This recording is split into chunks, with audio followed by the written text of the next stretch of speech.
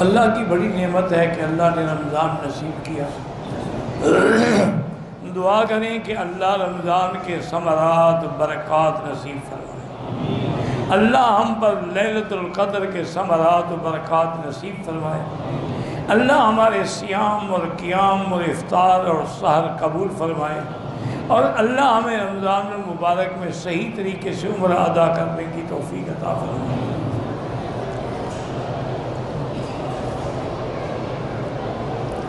میرا بڑا بیٹا ہے پریشان، شادی نہیں ہو رہی، اس کے لیے دعا کریں، 2 رکعت پڑھ کے روزانہ دعا کیا کریں، یا حی یا قیوم برحمتک استغیث، یہ بھی ایک تسبیح پڑھا کریں۔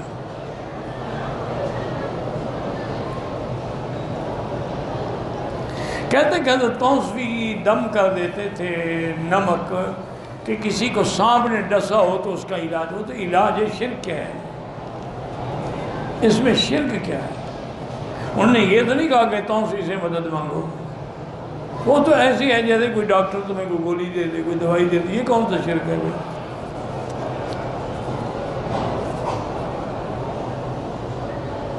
حرم میں اعتکاف کے لیے کھانا باہر سے آپ نہیں لا سکتے۔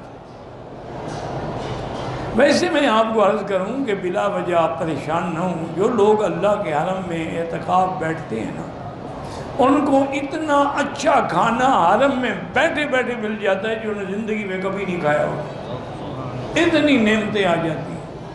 پہلے تو افطار میں اتنی نعمتیں آ جاتی ہیں، کھانے کی ضرورت ہی نہیں ہوتی، لیکن بہرحال کھانا بھی آتا ہے، ساری بھی آتی ہے، ہر چیز آتی ہے، اب کیوں فکر کر؟ اگر بالکل آدمی مجبور ہو، کسی دوست کے ذمہ لگا دے کہ وہ ہوٹل سے کھانا لے کے حرم کے باہر بیٹھ جائے، آپ باہر نکل کے چپ کر کے کھا کے اندر آ جائیں۔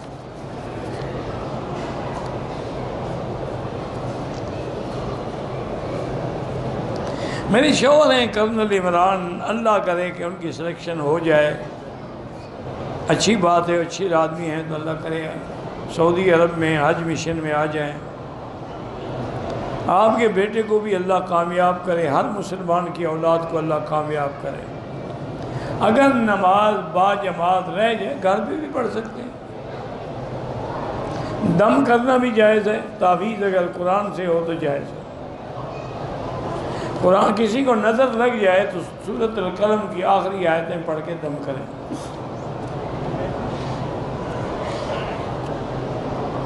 میرے دوست ہندو نے کہا کہ حجر اسود کو جنت سے کیوں لایا گیا، اس میں کیا حکمت؟ یہی حکمت ہے کہ تمہاری طرح یہ نہیں کہ خود پتھر اٹھا لو اور پوجنا شروع کر دو، یہ آیا ہی جنت سے، یہ یہاں کا پتھر نہیں ہے کہ ہم اس کو بوسے دے رہے ہیں، اس لیے تمہارے عقیدے کو باطل کرنے کے لیے اللہ نے اسے جنت سے بھیجا۔ اگر ہم نے پتھر کو ہی بوسا دینا تو باقی پورا کعبے کے پتھر بھی تو موجود ہیں، ہم ان کو بوسا کیوں نہیں دیتے؟ کہتے ہیں کہ حج اور عمرے میں سر کیوں مڈاتے ہیں؟ تاکہ اس قربانی کی یاد تازہ ہو جو سیدنا ابراہیم نے اپنے بیٹے کو ذبح کرنے کے لیے دی، کہ یا اللہ ہم نے بھی گردن جھکا دی۔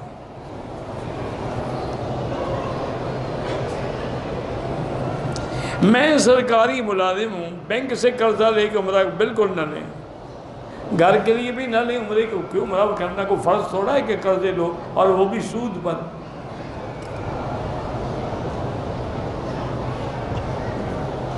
اگر رمضان میں کوئی روزہ رہ جائے تو رمضان کے بعد قضا کرے۔ کینسر کے لیے میں نے کئی دفعہ بتایا ہے آیت لیس لہا من دون اللہ کاشفہ، جتنے اگر شاپنگ کے لیے سیر کے لیے عمرہ ضروری نہیں ہے۔ حاملہ عورت 6 مہینے کے روزوں کی قضا کرے، 6 مہینے کے روزے تو 1 مہینہ ہوتے ہیں، 6 مہینے کا کیا مطلب؟ اگر اس نے نہیں رکھے تو 1 مہینے کی قضا کرے گی، 6 مہینے کی قضا کیوں کرے گی؟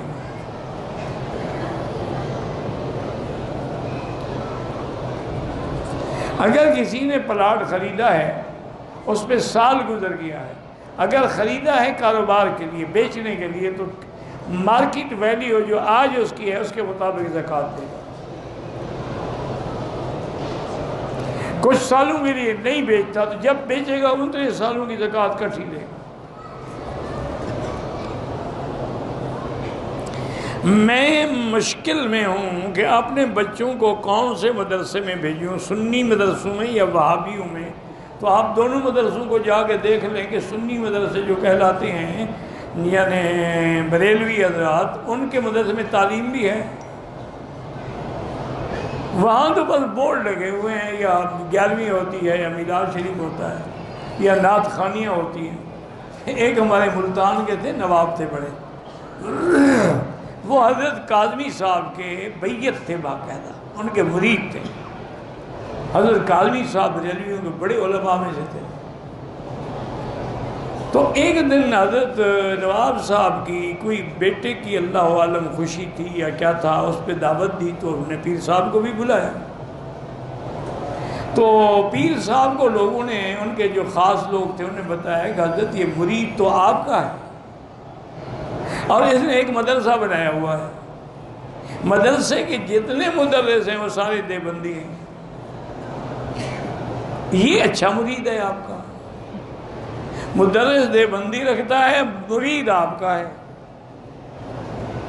تو اس نے قاضی صاحب نے بھی کہہ دیا اس کو بھری مجلس میں کہ یار تم کیسے ہمارے مرید ہو، تمہارے مدرسے میں تو سارے علماء اور مدرس جو ہیں وہ دیوبندی ہیں۔ وہ کھڑے ہو گئے، نواب نے ہاتھ بنانے کہا پیر سائیں، جو کام آپ کرتے ہیں نا 11ویں شریف میلاد شریف، اس میں آپ کو بلاتا ہوں، اور جو آپ کو نہیں آتا تو میں کیا کروں؟ آپ کے ہاں کوئی مدرس کتاب حدیث پڑھانے والا ہی نہ ہو تو میں کدھر جاؤں؟ آپ مجھے کل 6 مدرس بھیج دیں حدیث پڑھانے والے، میں ان کو نکال دیتا ہوں۔ قاضی صاحب چپ ہو، بات تو اس نے ٹھیک کی تھی۔ انہوں نے کہا حضرت جو کام آپ کا ہے میں ہمیشہ آپ کو بلاتا ہوں۔ کراچی میں کوئی صاحب بیمار، اللہ شفا عطا فرمائے، میری بہن کے دونوں گردے فیل ہو گئے ہیں، گردوں کو تبدیل کرنے کا کہا ہے، اللہ شفا عطا فرمائے۔ میرا بیٹا 8 سال کا چل نہیں سکتا، اللہ شفا عطا فرمائے۔ میرا دوست امریکہ میں ایک ایسی لڑکی سے مسجد میں نکاح کی جس کے 3 بچے ہیں اور طلاق بھی نہیں ہوئی، نکاح پر نکاح تو ہوتا ہی نہیں میرا بھائی، اگر کیا ہے تو زنا کر رہا ہے، توبہ کرے۔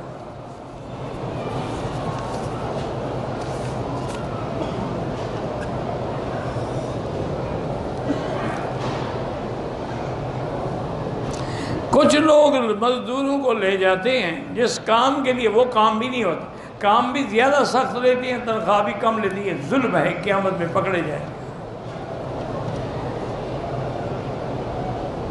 ہمارے ملک میں علماء مولوی صاحبان اعلان کرتے ہیں کہ کل شریف میں شامل ہو جاؤ اور ثواب دارین حاصل کرو۔ انہوں نے کبھی یہ اعلان بھی کیا ہے کہ تفسیر سننے کے لیے جمع ہو جاؤ، قرآن کا درس ہوگا جمع ہو جاؤ، حدیث پڑھائیں گے جمع، آتی نہیں، کرے کیا؟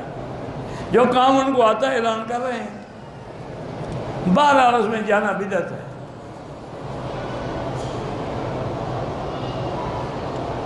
محدث ابن عوانہ نے لکھا ہے کہ ابن سیرین کو دیکھ کے خدا یاد آتا تھی، اچھی بات ہے، اولیاء اللہ کی زیارت سے اللہ کی یاد تازہ ہوتی ہے، اہل اللہ کہتے ہی اسی لیے ہیں، اولیاء اللہ کہتے ہی اسی لیے ہیں۔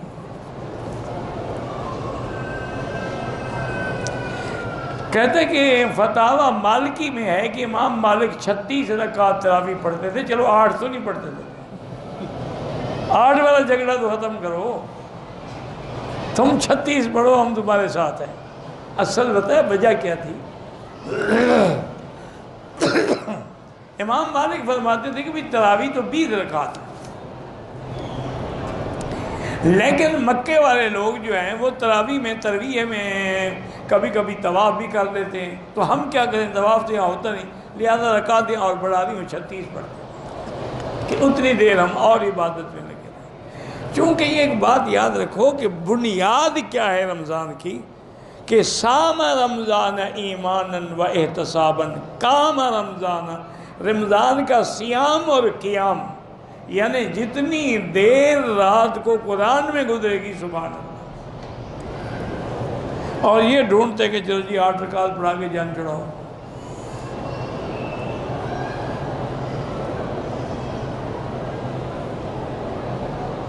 کہتے جی کہ مولانا طارق جمیل صاحب بعض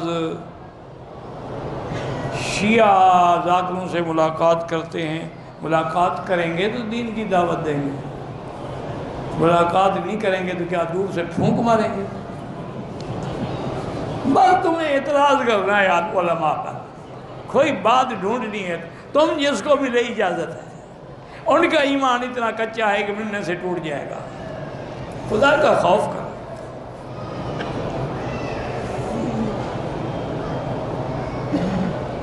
چوتھی رکعت میں تکبیر کے بعد سلام پھیرنے سے پہلے سلام سے ہاتھ نہ چھوڑیں، جب امام سلام پھیرے پھر ہاتھ چھوڑیں۔ میری حالت خراب ہے، بہرحال استغفار زیادہ پڑھو اور حسبنا اللہ ونعم الوکیل۔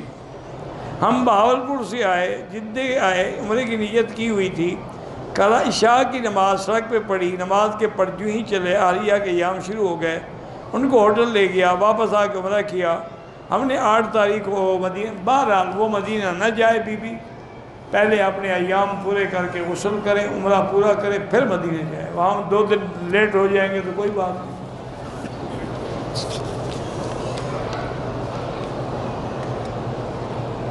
میرے شوہر کا مزاج سخت ہو گیا ہے، 2 رکعت نماز پڑھ کے یا ذا الجلال والاکرام کی ایک تسبیح پڑھا کریں۔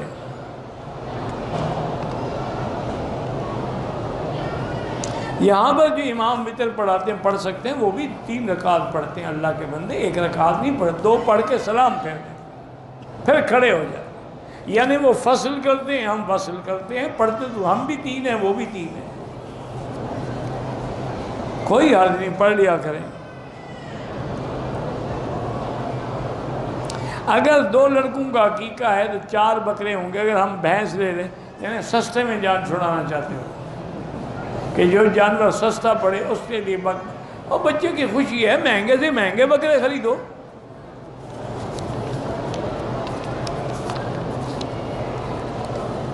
میں صدقے کی رقم ایک جگہ جمع کرتا ہوں، بڑی رقم بن جاتی ہے، ٹھیک ہے، کیونکہ کسی کو بڑی رقم دے وہ زیادہ بہتر ہے، کسی مدرسے کو دے کم سے کم ان کا جو 4 مہینے 2 مہینے کا خرچ تو نکل جائے گا۔ اب اگر 50 100 ریال دیں گے تو کیا ہو جائے گا؟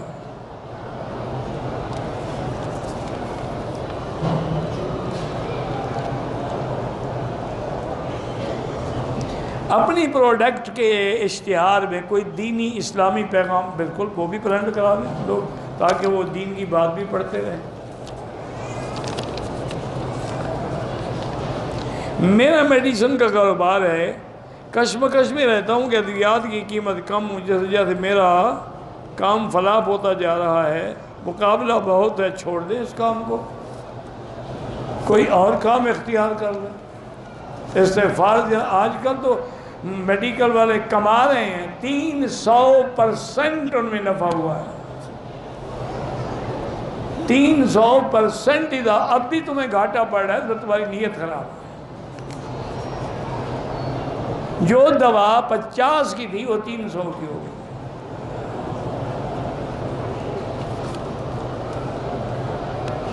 صدقہ کی رقم ایک جگہ جمع کر کے دیں وہ بھی ٹھیک ہے،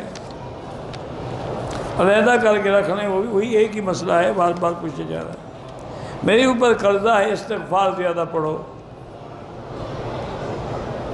میرے لیے دعا کریں کہ اللہ ہمیں رمضان میں مکے لائے، دعا کرو مکے تو لائے، مکے کا حرم کا رمضان کی توفیق بھی دے قدر کریں۔ یہاں آ کے بھی وہی سگریٹیں پیتے رہو اور باہر بیٹھ کے گپیں مارتے رہو اور ٹیلی ویژن دیکھتے رہو، تو اس سے بہتر ہے اپنے ملک میں دیکھو۔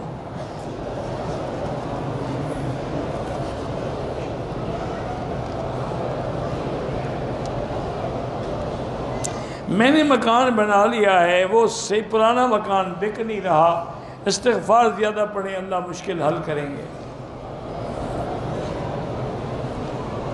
احرام کھولنے سے پہلے کینچی والی چپل نہیں پہنی، کوئی ضروری تو نہیں کہ کینچی والی پہنے، بغیر کینچی والی بھی جائز ہے۔ اللہ ہر مسلمان کی اولادوں کو صالح بنائے۔ 10 سال ہو گئے شادی نہیں ہوئی، جو بھی دوائی کھاتے ہیں نقصان دیتی ہے، اللہ سے دعائیں مانگو، رب لا تذرنی فردا وانت خیر الوارثین، اور اسی نیت سے زمزم پیو۔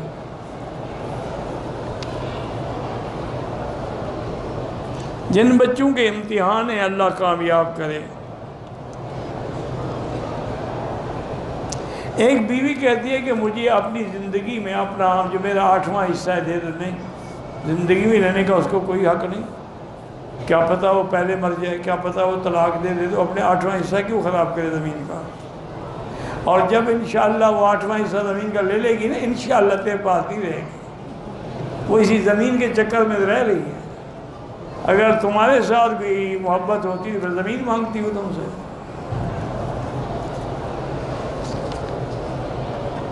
میرا نام محمد نعمان ہے، درس دے رہا ہوں، آپ سے حدیث کی اجازت، صبح کی درس میں آ جائیں، انشاءاللہ حدیث کی اجازت دے دوں گا۔ محمد نذیر صاحب جو بھی بیمار ہیں اللہ شفا عطا فرمائے۔ کہتے جی کہ کشمیر میں یا افغانستان میں مسلمانوں پہ ظلم ہو رہا ہے، تو کیا ان کے لیے قنوت نازلہ پڑھی جا سکتی؟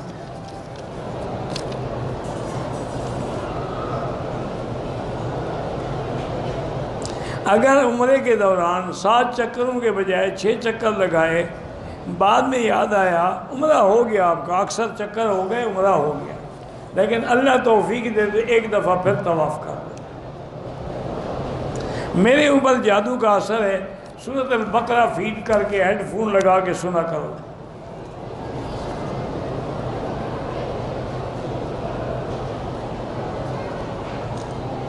بہرحال میں کسی پہ ناراض نہیں ہوتا، اصل میں ملنے میں لڑتے ہیں نا، تکلیف ہوتی ہے، ناراض میں نہیں ہوتا۔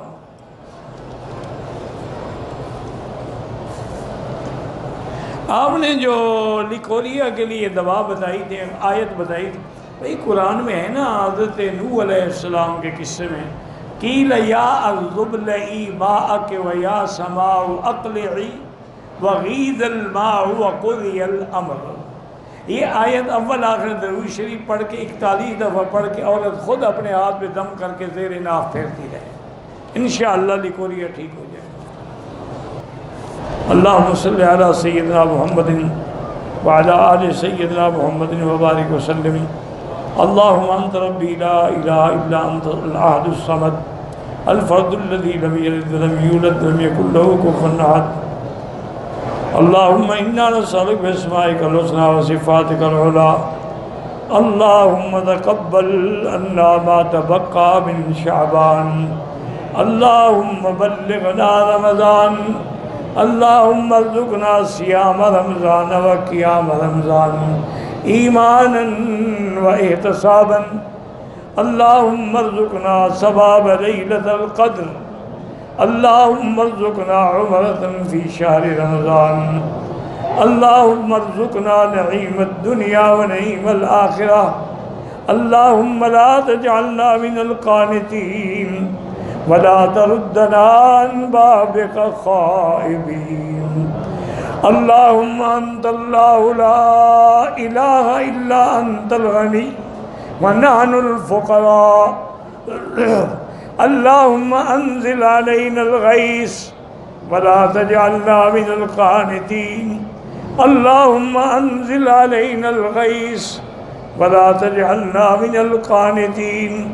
اللہم اسقی عبادک و بلادک و بہائمک وانشر رحمتک۔ اللہم سقیا رحمت لا سقیا عذاب، یا ارحم الراحمین یا اکرم الاکرمین۔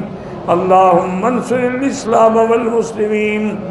اللہم احفظ سائر بلاد المسلمین هذا البلد الامین فاجعلها آمنا مطمئنا سخاء رخاء الى یوم الدین۔ یا اللہ بیماروں کو شفا عطا فرما، یا اللہ ہماری ظاہری باطنی روحانی جسمانی بیماریاں دور فرما، یا اللہ ہمیں رمضان کا قیام و سیام نصیب فرما، یا ارحم الراحمین یا اکرم الاکرمین۔ بے حیاؤں کو حیا عطا فرما، بے اولادوں کو اولاد صالح عطا فرما، یا اللہ جن کے گھروں میں بچیاں ہیں ان کو خیر کے رشتے عطا فرما، بے روزگاروں کو روزگار عطا فرما، قرض داروں کے قرض عطا فرما۔ یا اللہ ہمیں مانگنا بھی نہیں آتا، بغیر مانگے عطا فرما۔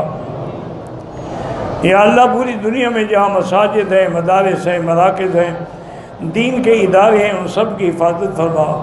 یا اللہ دین کے اداروں کی، مدارس کی حفاظت فرما۔ یا اللہ پاکستان کی حفاظت فرما، یہود، ہنود اور قادیانیوں کی سازشوں سے محفوظ فرما۔ یا اللہ مسلمان کشمیر میں ہیں، فلسطین میں ہیں، حلب میں ہیں، شام میں ہیں، عرب میں ہیں، عجم میں ہیں، ہند میں ہیں، افغان میں ہیں، ان کی جان، مال، آبرو، عزت کی حفاظت فرما۔ ربنا آتنا فی الدنیا حسنۃ وفی الآخرۃ حسنۃ وقنا عذاب النار، وصلی اللہ تعالی علی خیر خلقہ سیدنا محمد وعلی آلہ وصحبہ اجمعین۔ اللہم صلی علی سیدنا محمد وبارک وسلم۔